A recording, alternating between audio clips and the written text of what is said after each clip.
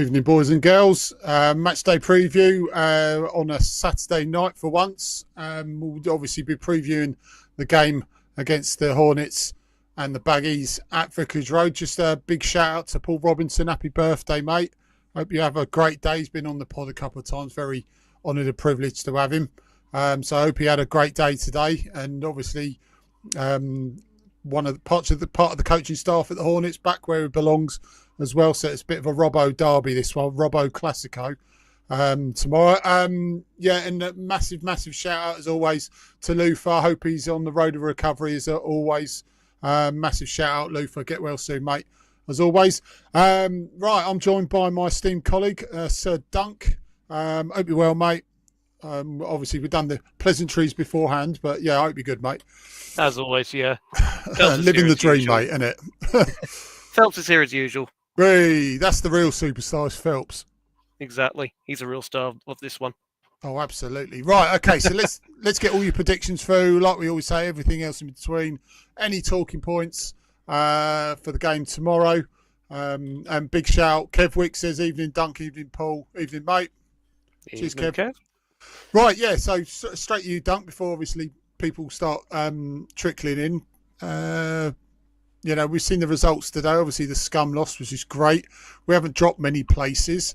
But this is a run of, I mean, every game's tricky, but this is a run of games which is certainly going to shape the season going into the last half, surely. Yeah, we're a bit of a weird side. I feel like we're a side that generally matches, roughly speaking, what the other side's like, bar one or two games. If we're playing quite a good side, we do seem to generally find a level against a good side. And if we're playing a team lower down the table, we do then seem to match them a little bit. So I'm expecting us to be competitive. I can't say I'm confident we'll keep our winning streak tomorrow, though. Or should I say our home fortress level so far. Reason being... Yeah, go on, mate. Sorry, go on. Yeah, because West Brom have drawn 4 in the last 6 games, 2 of them against, I think it was Sheffield United, and who was the other one? Norwich. And during that time, they've also got a couple of wins there, so they're a pretty good side, I'd say, West Brom. So they're someone we do have to respect and do have to be aware of. I mean, Josh Maja has 10 goals for them, which is, at this point in the season, no mean feat. So I think, yeah, Ian Hiles, I'd take a 1-1 draw right now if you offered it to me, to be honest with you. What about you, Pidge? Yeah, I'm just looking at stats as well. Yeah, Josh Maja, ex-Sunderland. Didn't he go to Bordeaux as well? He played for Bordeaux. You're right. Yeah, I forgot about that. No, you're right. Yeah, it was that. You know, the reason I know that is only because I watched the Sunderland Till I Die documentary. That's right. Yes. Yeah. The many players apparently that didn't sign contracts, or the previous regime didn't sort out their contracts. Obviously, the new owners came in, realised 6 or 7 youngsters were going to be let go, and Josh was one of them. He was on form and then went over there, but he's a class player anyway. I'm looking at certain players. Obviously, I'll recognise a few. Mason Holgate, or I call Colgate. I've been lobbying for years for him to come on loan at Watford. I still think he's a really good player. Premier League quality. He's played plenty of games there. 28, prime of his career. He's gone on loan there. Cole Bartley, Paddy McNear is on loan there as well. I thought it was Sam Brotta. It's Fran Botta. Gianluca Fran Botta. You've got Alex Mowat. Callum Stiles is a good player. We've got who else? We've got, like I said, obviously Josh Maja, Jad Wallace. Everyone knows about. I think Jed Wallace is a really, really good player. Devante Cole they got on a free, I believe, in the summer as well. But yeah, the standout ones is Alex Mowat, Carlin Grant, and Josh Maja are their top scorers.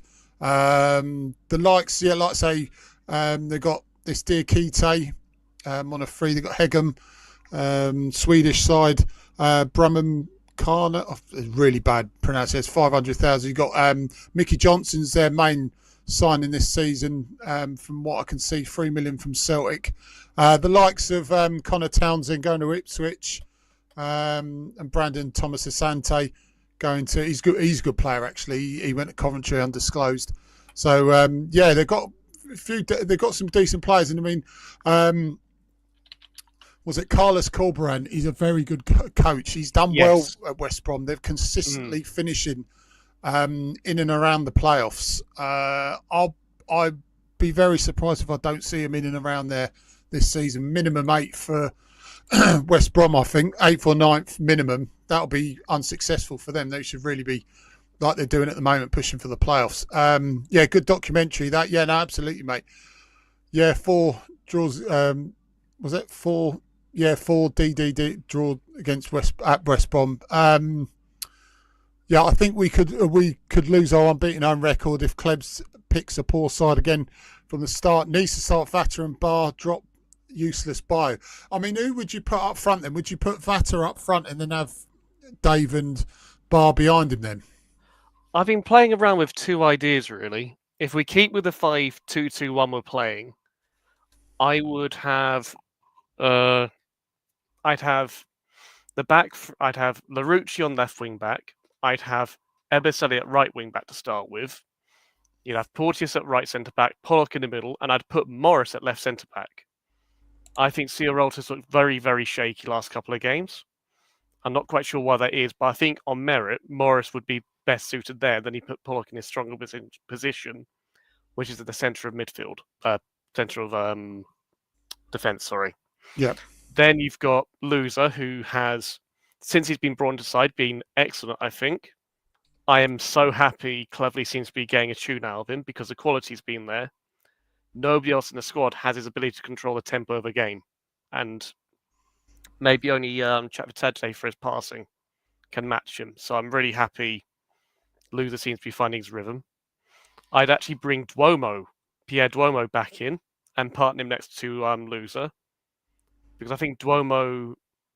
I was there against Sheffield Wednesday when we beat them 6-2. Fucking good away game that was. Oh, and what stood out was his ability to actually get a foot in. Nobody else in our team has looked to be able to put a foot in like he could and actually help win his duels that often, which I don't think Sissoko is doing at the moment. Not because of lack of effort, but I don't think he's actually got the legs to do that at the moment. And I don't think him and Loser combine well, so I'd have Duomo and Loser. You'd have Chatfatadze on the left wing, that's obvious. I'd have Barr on the right. Again, that's obvious.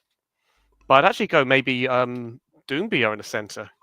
Jefferson is clearly not in the favour of Cleverley, which is such a disappointment given the hype we had around him. And I can accept an argument for what Bio brings as a target man at this level, but he's not even getting to shooting positions to miss. As a striker, it's at least forgivable if you get in the right positions to miss, because you're causing the opposition trouble with your movement at that point, because you're actually forcing them to keep an eye on you.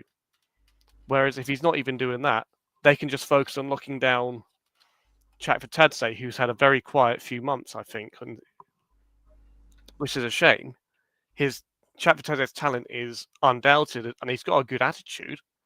It's not because he's not working hard for the team, but because he's now being double marked a lot of the time, he's obviously not getting that same influence he did earlier on. So, yeah. Or you go 4-3-3, drop Ciarolta, and then you have a midfield three of Loser. You have Chatfatadze, Loser, and Duomo in that midfield three. Then you could even have Vatter, Barr, and Bayo or Doumbia down the middle. That way, you can put more of your attacking threat players on if you want to go down that route. So we can do a few ideas there. Yeah, just shout out to Angela. She says, "Hello, I bring good news. Luton lost. Always good news. That is, Angela. Well done." Yeah, I'd have obviously Backman, Eberseli on the right, Larouci on the left, back three of Pollock, Porteous, and Ciarolta. I know Danny, big shout out to Danny Iron as well. I know he likes to go for Morris. I wouldn't complain too much if Morris started left centre back. Yeah, in the middle, Duomo and Loser I'd certainly play. Just a bit more energy in there. I do like Sissoko. I just think more energy with Duomo and Loser. Yeah, you could go with Doumbia up front. Yeah, it's a good shout. Definitely Dave and Barr. And then you could also bring on Vatter in the second half. I mean, Cleverley has Nicely remarked. done, Yeah, exactly. Good shout about Doumbia anyway. But you also, Cleverley's come out in the week and said about, Bar and Vata need to do the ugly stuff, and then they'll have more chance of getting in the team. To be honest, Bar's main focus, just get him to just run. Just don't worry too much about the defensive work with Bar. Just that I can see where Cleverley's coming from, definitely, because you need an all-round game, especially when you haven't got the ball. You need to be chasing, you need to be harrying, which I can see where he's coming from. But with Bar, his main strength is head down, run at them, get a shot in, or just pile pressure on teams and put a ball in there. So you saw what happened with Vata on midweek as well. That's how we got his goal. Pretty much, we put a crossfield ball across into the box from Bar, and any nice finish from Vata. But I'd like to see Vata start a bit more. But yeah, definitely, I'll put Doumbia there. Just before we get on, mate, sorry, Angela, once again, evening guys. Hope you are good. Hello, fellow Hornets. Yeah, all good. Thank you very much. So's Phelps, the real star of the show. Go on. There you go. Oh, he's all right. He's well away. He's only got a couple of toys there. Not many, as you can see. Just a couple. You cannot have too many, can you? What's going to be the score, mate? I always put a boring 2-1. Always say 2-1 to the Hornets every game, but what do you reckon? I'm going to go for a 2-1. My heart says 2-1 win. My head says 2-1 loss. I'm really torn on this one because it's not that we don't have a lack of quality up front in comparison to a lot of the league. We've actually scored. I think we're one of the highest scorers in the league. Not the highest, I think, but we're definitely up there. Yeah. But if you look at our goals conceded, we're also, I think we're league leaders, if not far off. I mean, look at this. For a side that's very similar in the table, like 8th and 6th, and 1 point between us, that goal conceded is absolutely abysmal. If we had the amount of goals conceded West Brom had, but kept the amount of goals we have now, you can see we are actually quite a good outfit up front. There's no question of quality there, and we're not seeing a lack of effort we've seen in previous years. It's just how do you best balance it? Because there's not quite the point you were going at earlier. This is more about the team section. I don't think Tom Ince is a winger anymore. I don't think he's got that yard of pace he used to have, which he'd probably admit himself, but I think he could do quite a good job in midfield, which he's done a couple of times with his intelligence and ability to read the game. For example, do you remember talking about earlier, when Trevor's talking about not dark arts of the game, sorry, but like the balance. Well, it's similar sort of thing there, mate. You are right. Sorry to interrupt you. You are right. Yeah. Yeah, because if you want balance, I do. Although I've not been sold much on Ince as a winger this season, I do see the value he brings. I do see why he's playing. I do think he's got.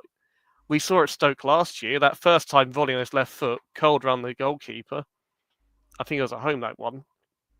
Lovely finish. His technical quality isn't the question, but I don't think he's a winger anymore. And yeah, as Peter Watts says, I agree. I think Dele Bashiru is a bigger loss than people first realised.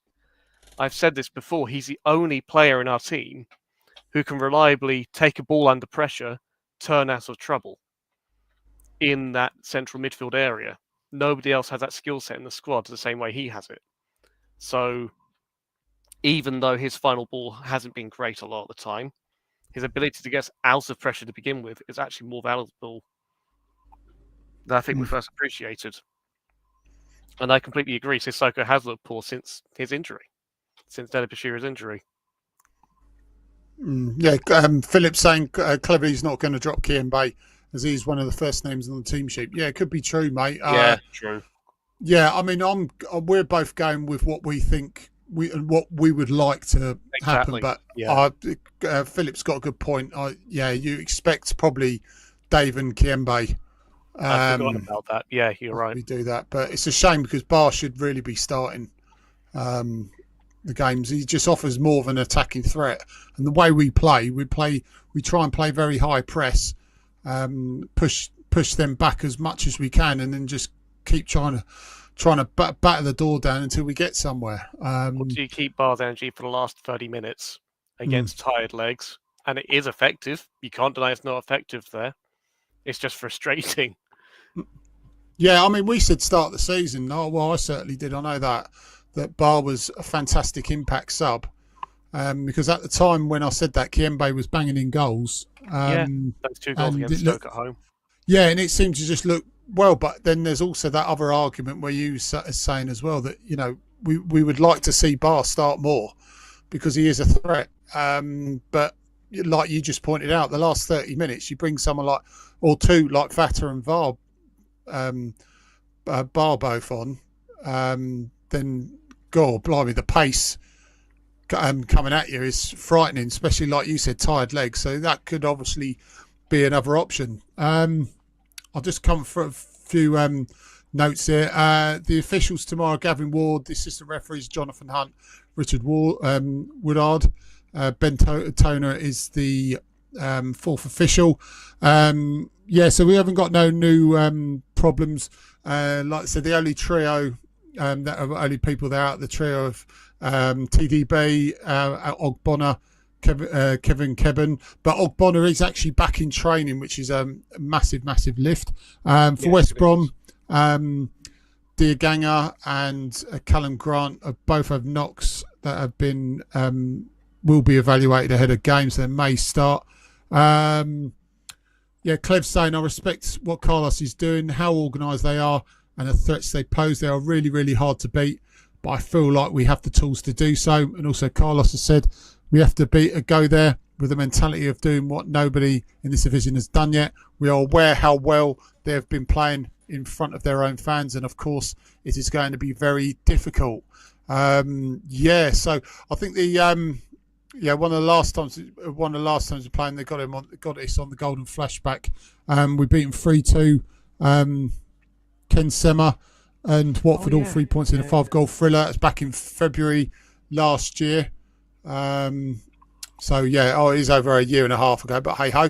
Massive shout out to Terry Pearce as well from our official partners in Reach, photocopiers, amongst many other things. If you message Terry, he should be able to sort you out a quote. That's a massive shout out to Terry there. He said, I'll give Vata the chance at number 9.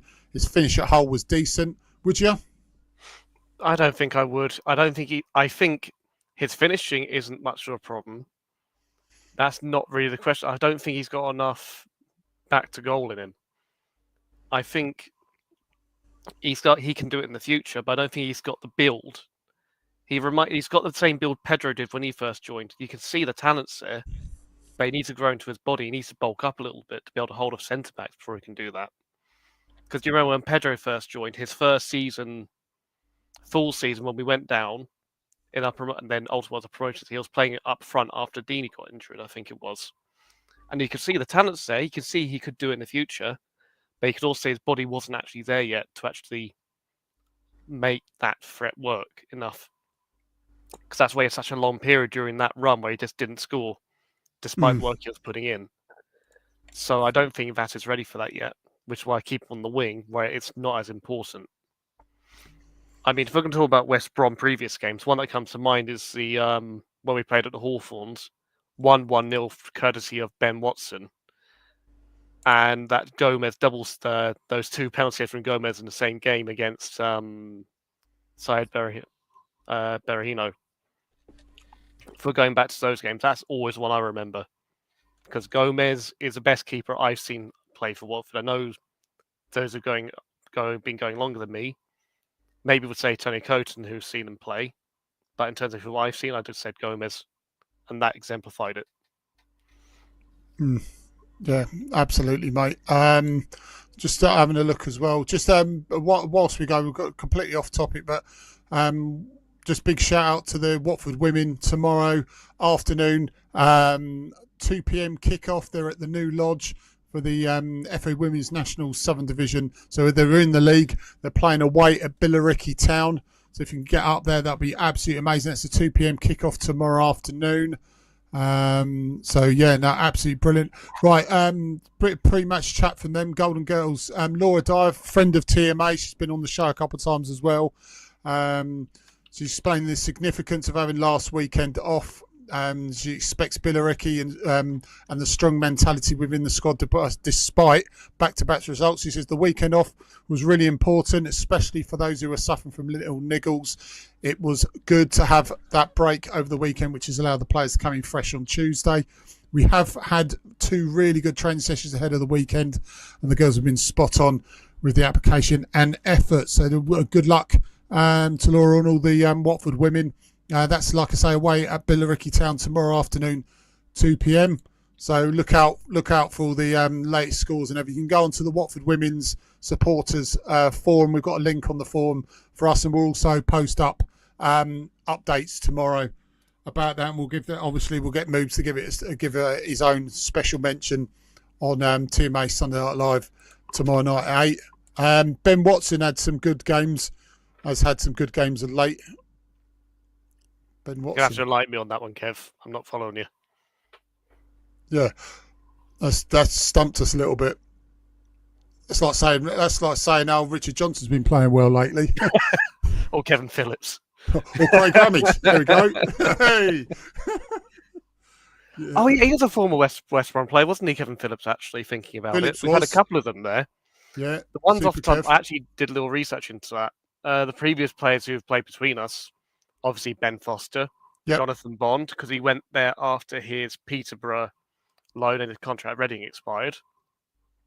Jake Livermore, obviously last season. Greg Dawson. Alan Neon, do you remember him? Neon, yeah. Paul Robinson, and obviously Kevin Phillips. Those ones that I did a little bit. Those are the ones that came to. I'm sure there's others in that list in fairly recent memory, but. Those ones that came, I was looking into that, jumped out immediately. Yeah, it's always been a tough game against West Brom anyway. I remember the Pulis years, and some of the West Brom fans moaned about Pulis' style of football, but I'll tell you what, they were one hell of a team to try and beat. Sorry about the Ben comment. No, tough, Kev. I remember Pulis in our promotion season, not promotion, we'd gone up. Yeah. I think it was 15-16, so it was our first season in the Prem.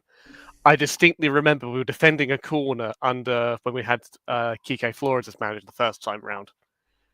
And I've never seen anyone do this before or since, where we were defending a corner and Flores sent half the team up from the corner. You see Pulis panicked and sent half his team out the box to try and follow us out. I've never seen any other manager do that before or since, and I wish we'd do it more because it was so funny to watch. Well, the thing is, there's something they've obviously haven't prepared for, and we don't usually do. And sometimes, as crazy as that sounds, and like you said, it would be fun if you saw more. Because it thinned out the box by about half the players. Yeah, and obviously we have Gomez, who was a brilliant cross claimer or puncher. Well, he could throw longer than he could kick, though. To be fair, couldn't he? Oh God, he could hit like 2 thirds across a bloody pitch. I miss him so much. Yeah, I loved him. I'll tell you what, the one player I miss a lot from the Pozzo era is Valon Barami. I loved him. Yeah, you always need a terrier like him. Watson was the closest we had. Yeah. But, yeah. Oh, Barami, if we got him 3 or 4 years before that, I mean, what a player. Absolutely, yeah. I mean, even Kuchka. I mean, people slag Kuchka off. I absolutely loved Kuchka. You can put... That first game at home when we beat Aston Villa 3-2. Oh, what a legend. What a debut. But the thing is, though, in the Championship, he would have loved that because the referees would have would have let a lot of them go in the Championship because there were fairer tackles. There were actually a lot of them. I mean, he couldn't pass a 5-yard ball to save his life, but I'll tell you what, you put in a tackle 5 or 6 years ago. I mean, he was one hell of a player, Kuchka as well. But we would never have got him 4 or 5 years ago because we played for the likes of Milan and stuff. You could see the pedigree. Yeah, oh yeah. It reminded me a little bit of who's the Italian centre-back when we had Vialli. Gali, Filippo Gali. You can see the qualities there. Well, he played for AC Milan. I mean, he was a staple, see that pedigree. Yeah. I mean, he was a staple for Milan. I mean, they'd one hell of a player. I mean, Milan don't nurture too many good defenders, do they? No. Ian Howells, Abdi, different type of player, but God, I miss him. No, I meant AC Milan defenders, mate. No, I just saw, as you're talking about, Ian Howells came in with Abdi talking about Abdi, previous yeah. players. Sorry, yeah. Oh, But Abdi's yeah, definitely up Abdi. there. Yeah, 100%. He's one of those players that no matter what Watford side you'd be putting out of any era, you still have him starting. He was that type of player. Generation, Yeah. like for Watford, it was generational almost. That sort of Oh, he IQ would be, and yeah. technical. Yeah. Yeah. It's a bit like Jono and Hyde for 4 years. Played in the centre midfield for Watford. They were consistently our midfield too for about 4 years. Weren't they, pretty much? Yeah. Apart from 96, 97. A little bit before my time. I'm not the best person to ask on that one. Yeah, 97, 98, 98, 99, the Premier League season, and then the following season after that. They were pretty much a staple, those two, in the midfield. I mean, what a midfield those two were. They produced it, in all 3 of the leagues. So, yeah, it weren't bad, were they? But, yeah, no, go back to West Brom, mate. They are a very tough side to beat. Like I've already said, I'll be very surprised if they don't finish in the top 8 this season. I think they've got, something that a lot of teams scream out for, a goal scorer in Josh Maja. I think Josh is going to get at least 20 goals this season. He's going to be, off. yeah, he probably around 20, I reckon. I'll be very surprised if he don't get 20 goals this season. He's a very good player, and they've got other players around him. And look, if you've got a goal scorer in yours, scored in the last game. He's the next top scorer. Grant, with 4 or 5 now. Well, the thing is, if you've got a goal scorer, and Coventry proved that a couple of seasons ago, you can definitely get into the playoffs. You can turn an average side into a good side in the Championship as long as you've got a goal scorer. And the thing is, if we had a consistent goal scorer, you'd be looking at top 3 by now. Yeah, I agree. Like the quality in the team, especially creating chances, it isn't a big problem, and that's such a good thing to say about us compared to previous years. It's just purely a case of having a consistent finisher. I mean, if I could choose one player to bring in this window that's realistic, I'd probably say Emmanuel Dennis. Bring him on a permanent. He needs to be fit this time, though. I mean, last time we took a month for him to be fit. I agree with that caveat. Yeah, I agree with you on that caveat. If he's fit and he's firing, bring him in on a permanent, on like a 2-3 year deal on a free, because they're not going to get money for him. They get wages off their end, and we get someone who can play down the middle. A bit like and then you've got someone that Vatic and mould off, who's got a similar style, where it's a person who can run in behind well. And Doumbia as well. And Emmanuel Dennis is a very good striker when he's running off the shoulder of someone rather than necessarily being the target man. And that's what Vata and Doumbia can look at and work on, seeing what he does. Yeah, exactly, mate. What score did you give again? Sorry, 2-1.